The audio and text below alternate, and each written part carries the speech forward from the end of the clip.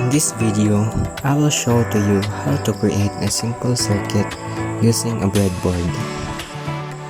You're gonna need a breadboard, 9-volt battery, jumper wires, resistor, and LED light. Connect the LED to the breadboard. The long leg is in the positive side and the short leg is in the negative side. Next, connect the resistor as shown in the video.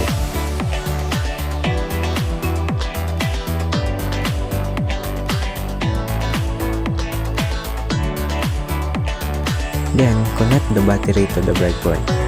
The black wire is on the negative terminal strip and the red wire is on the positive terminal strip. Then, connect the jumper wire as shown in the video.